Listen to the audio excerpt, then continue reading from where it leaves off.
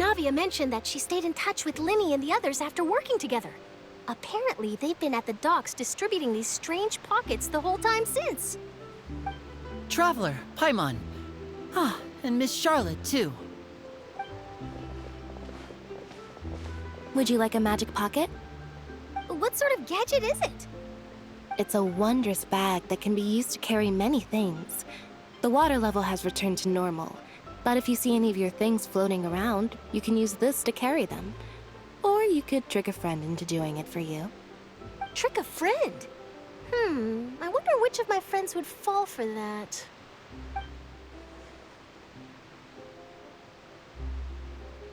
You could just make a friend like Freminet here. Isn't that right, Freminet? Is this what you meant by, I'll help you make some more friends? To be honest, that sounds pretty sweet. Could I have your contact, please?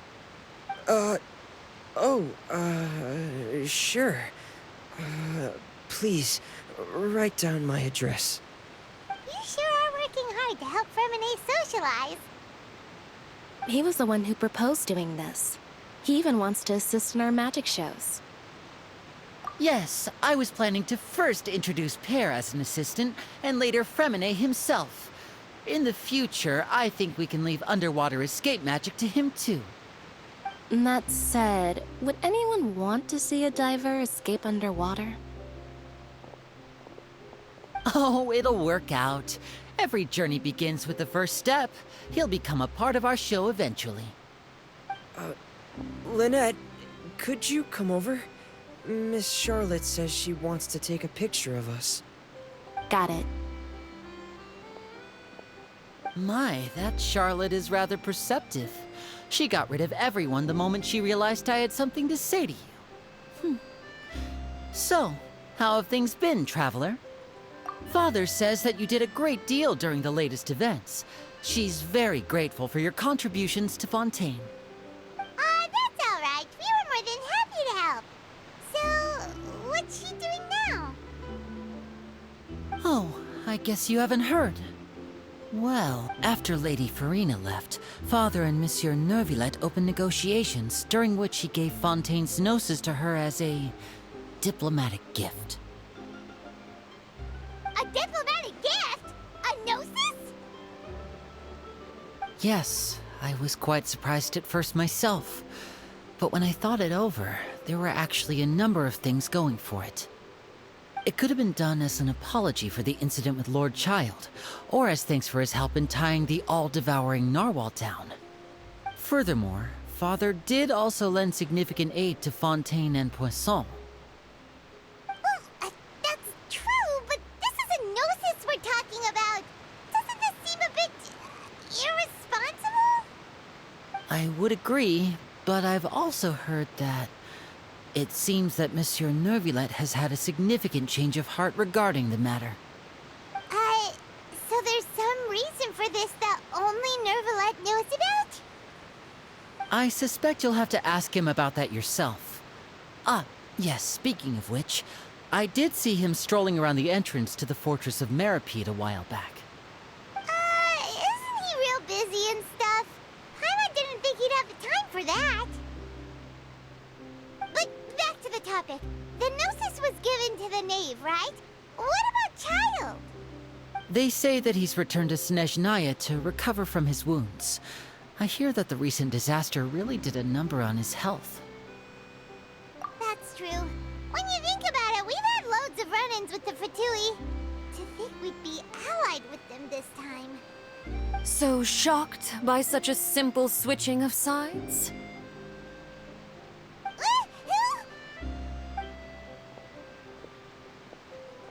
Father! Well, what do you know?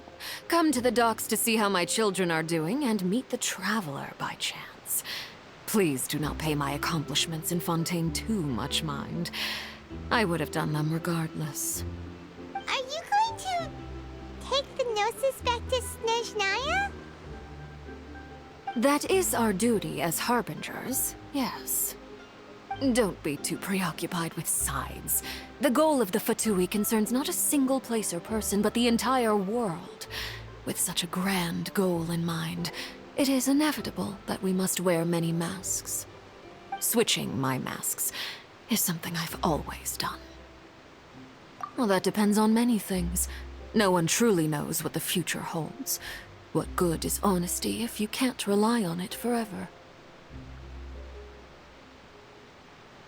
As for you, I very much look forward to our next collaboration. Good things cannot be achieved alone, and you've proved yourselves to be great partners.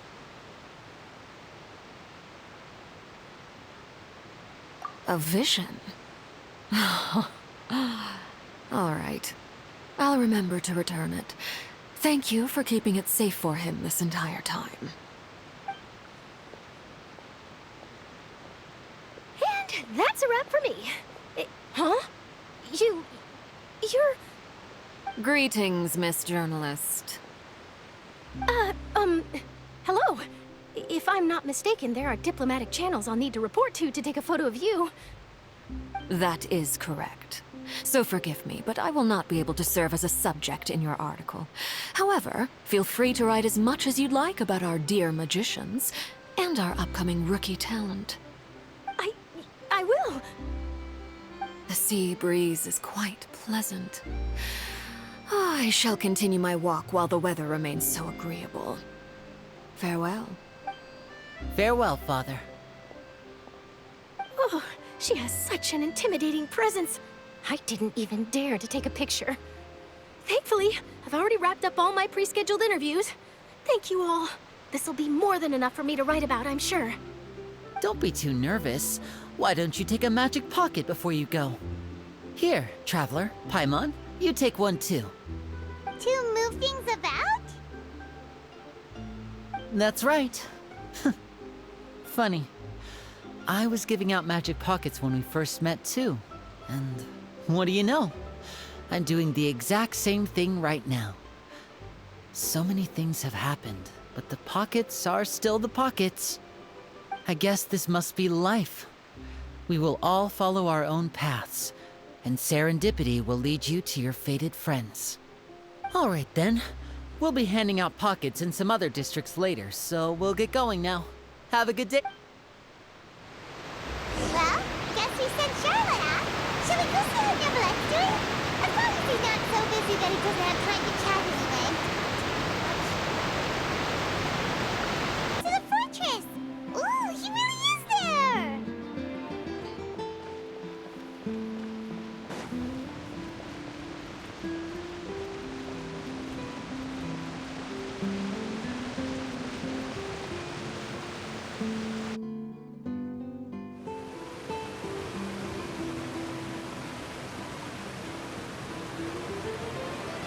So, you really are here, Neverlett! Paimon didn't think you were going to have free time this hour of the day. Really? Oh, I suppose you must have met Mr. Linney. He took the time to greet me earlier when he passed this way. In any case, you came at a good time.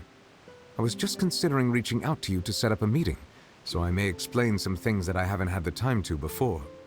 Aw, Paimon's glad that you remembered. Thank you for keeping us on your mind, what with you being busy and all. Alright, let's have it then. How was Fontaine actually saved? The whole business is still quite the mystery to us.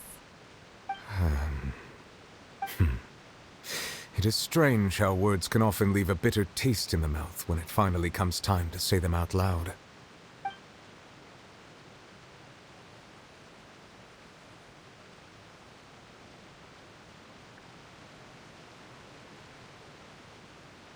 Whoa. So that's what happened? Focalord destroyed the divine throne of the Hydro Archon and restored your power to you, transforming you into a fully fledged elemental dragon sovereign. But Paimon still doesn't quite get what you did to save the Fontainians from dissolving. For me, the authority of the ancient dragons refers to absolute control over the hydro element. Fontainians were incomplete humans born of Egeria's use of the power of the primordial sea, with constitutions similar to that of mimics.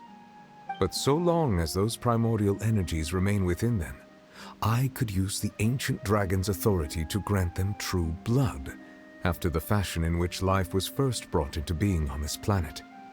In other words, when I gave my verdict, Fontanians became true humans, and thus would naturally no longer be dissolved by water from the primordial sea. Focalor must have counted on you to make that decision as well. Your verdict was the key to making the prophecy appear to have come true while saving everyone. Yeah, and in a manner of speaking, Focalor finally managed to fulfill the original Hydro Archon's wish to turn Oceanids into real people too! It seems from your expressions that you still have more things you wish to ask. Ask away. I will tell you the truth as I know it. Oh, that's right! They say you've given it to the Knave as a diplomatic gift or something! Leaving aside their intentionality, the two Fatui Harbingers have indeed done much for us during this crisis. Their sole remaining goal in Fontaine, at least at this point, would seem to be the Gnosis. The Oratrice has ceased to function. The Hydro Archon's divine throne is now no more, and I do not need the Gnosis's power. As such, it has lost all meaning for Fontaine. If the Fatui have impure designs, then we might as well accede to their request now, and avoid unnecessary conflict. What complicated considerations! Paimon thought you were just giving it to them out of gratitude to the Knave and as an apology to Child. Ask away. I will tell you the truth as I know it. Yeah, about that. Risley said Farina has already left. What's that all about? Ah, Lady Farina. The people are only aware that her death sentence has not been carried out. She abdicated the post of Hydro Archon and left affairs related to that title to me, before leaving the Opera House. I related Focalor's words to her faithfully and completely. After hearing them, she seemed neither saddened nor comforted. She simply said that she was tired and needed to rest. Having said that, she then packed her things and moved out of the Opera House, not unlike how an ordinary person might. But she's still got a place to stay, right? You need not worry. I will make arrangements to ensure that she will not want for food, clothing, board, or travel. In truth, I am somewhat happy for her. The wear and tear on her spirit will, of course, take time to heal. But now that she no longer has to play the role of Focalor the Hydro Archon, she can finally lay down her burdens and lead a normal life. What about you then? What are your plans now that you've regained your full powers as the Hydro Dragon? After Focalor passed on, the Oratrice also ceased to function. This matter will directly affect our trials. After much careful consideration, I've decided to take over its role in our courts. From now on, I shall hear cases and pass verdicts by myself. Looks like you're still considering stuff from the perspective of the Udex, huh? As an elemental dragon, there are indeed many things that I must do. But this power and this duty, in a manner of speaking, you could say that both were granted to me. As such, before I attend to my other responsibilities, I must first and foremost continue to serve Fontaine as its highest judge. The duty of the Hydro Sovereign and the duty of the Udex shall coexist within my person. Additionally, the Hydro Archon's departure has brought about another problem, which is that the Opera House shall no longer produce indemnitium. That's true. That power was derived from the people's faith in the Hydro Archon, wasn't it? Wait, but the various mechs and machines in the city are all still okay. Where are they getting their energy from? As I am now, I have full command over New Musia, and it can serve as a complete substitute. Another reason why I cannot quite leave Fontaine immediately. Wow. This ancient dragon's authority stuff is really quite useful, huh? Ask away. I will tell you the truth as I know it. I have investigated his case along many avenues, and I have learned that he once fell into an unknown chasm when he was young. There, by chance, he awakened the all-devouring narwhal. But whether it be by sentiment or reason, that should not have been enough to consider him the root cause of the disaster. At most, he would have had tangential liability. As for the judgment passed by the Oratrice during the trial, whether it was due to that liability by association or Focalor deliberately using him to buy time for us on the assumption that he would be able to hold the creature off, I cannot say. Guess Focalor had Fontanians in mind the whole time. In the end, it was thanks to her that they finally became real humans. Hang on a second. Paimon suddenly got another question. Back when Fontanians hadn't yet become real humans, were the children they had also transformed Oceanids? Life has always flowed like water. Do you recall how Fontanians would often come to the Fountain of Lucine to pray for children? Yeah, Lynette said the fountain is where all the waters in Fontaine converge. In truth, even those couples did not know that such prayers were no mere custom, but instead a form of ritual. Those Oceanids who were blessed within the spring water would later descend as new humans in the coming months. Paimon sorta gets it now. Either way, it seems like this ritual won't be of any further use, but it'll probably live on as a local custom. Ask away. I will tell you the truth as I know it. You will soon be heading to Natlan, I presume? I'm afraid that I have little talent as a travel guide, so all I can do is tell you what I know about that land. As far as I'm aware, Natlan can be said to be a nation of dragons. A nation of dragons? You mean like you? No, I suspect that I would not find myself welcome there. Unlike ancient dragons such as myself, the dragons of Natlan have undergone long years of development and evolution. Large numbers of them have entered a form of coexistence with humanity. Natlan is also the nation of war. War ravages those lands like an undying flame. There is one other piece of information I got incidentally from my negotiations with the Knave that I believe may be useful to you. The Harbinger known as the Captain has thrown his hat into the endless ring of war. The captain. Sounds like a real tough customer. Seriously, everywhere you look, there's a Fatui Harbinger doing their thing. I suggest that you fully prepare yourself before going to Natlan. In the meantime, Fontaine's doors will always be open to you. Ask away. I will tell you the truth as I know it. Hang on a sec. Paimon's still got a question about the Gnosis. When we spoke to Linny earlier, he mentioned that your attitude towards giving away the Gnosis had clearly changed. We guessed that there might be some reason for it that only you were aware of. No wonder the House of the Hearth is the Fatui's intelligence division. They are certainly sharp. So regarding this specific issue, I was just getting ready to share something with you. What is it? In truth, I exchanged some further words with that lady named Skirk after sending you two back to the surface. It went something like this.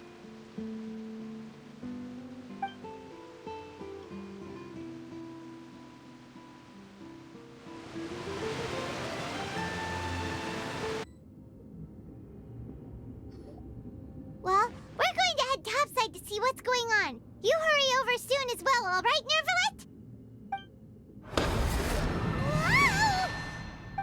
What next? The all-devouring narwhal isn't here, so I'm no longer getting any interference. I can finally catch the scent of your power, what it's made of. It is the authority of the planet's primordial dragons, but with something very similar to a god's curse mixed in. It's quite a novel blend. I'm sure I've encountered something like this before. What was it again? I do not know what you speak of. Ah, of course. How could I forget? You should have the remains of the third Descender on your person, yes? Remains? I've never heard of any such thing. Huh. According to your parlance, I believe it may be called a gnosis. Well, that much is true. After Focalor's divinity faded, she handed her gnosis to me. But I fear I have never heard of it described in the manner that you just did. I've been training with my master, the Foul, ever since I was young, and I have never returned to the surface since. So most of the information I possess, I got from him. It is only natural for those who are greater than humanity to possess a different sort of common sense, which is why there are so many problems in our attempts to communicate with humans. Regardless, you should probably get rid of objects of misfortune, to prevent any disasters from befalling you. To live in itself is a blessing. But once a person dies, the bonds he once had with this world shall all turn to curses. What do you mean by that? No need to fret. These are just my personal thoughts, and my reason for no longer wishing to return to the surface. This third descender you refer to, who are they? And when did they die? Master never mentioned them to me. Perhaps it just wasn't that important for me to know. If you're interested, though, I could ask him. I'll be sure to pass the answer on to you next time. Next time? You believe we will meet again?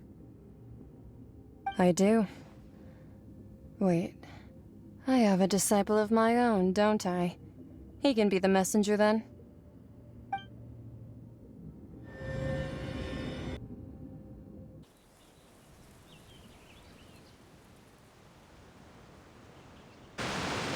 That's what she told me. Whether it would prove useful or not, I wanted to pass that information on to you. The remains of the third descender? So that's what the Gnosis actually are. Paimon just thought they looked like chess pieces. How could they be a person's remains? All the same, assuming that there was no misunderstanding or special metaphor at play, that is what she meant to say. And she said that it would bring misfortune and that you should check it, which is why you gave it to the Fatui. If she speaks the truth, then I would simply be putting Fontaine at unnecessary risk by keeping it here.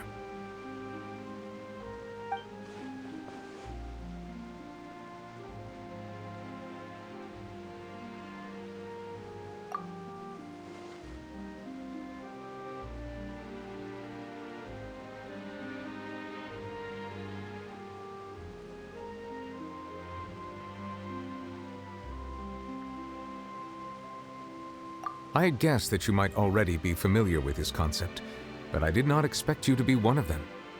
That means that the Gnosis, which are exceedingly element-compatible and can even enhance elemental abilities, do indeed come from the third descender. I wonder, does your body also possess similar properties? Like being able to use elemental powers without a vision. That does sort of count as special compatibility, right? No, let's not think about this stuff right now. It just feels creepy. Comparing the Traveler to the dead third descender and all. That's what you say, but this topic still feels like bad luck. Once Child recovers, let's get some more answers out of him. Or go look for his master and get the answers that way. I too believe it unwise to make too many blind guesses when information is lacking. The same is true of being at court. All right. Whatever the case, it seems like the crisis here in Fontaine's over for now. Yes. All of Focalors' efforts were for this moment as well. But she sacrificed herself in the end as a god, and she suffered through all those years as a human. Was that really what she wanted?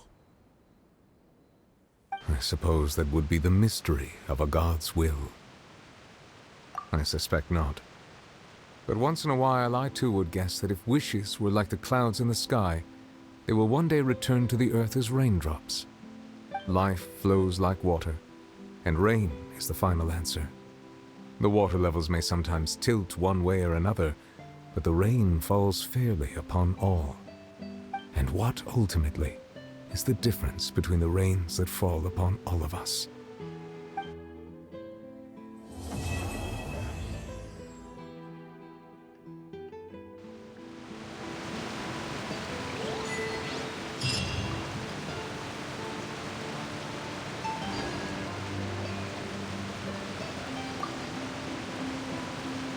It seems from your expressions that you still have more things you wish to ask.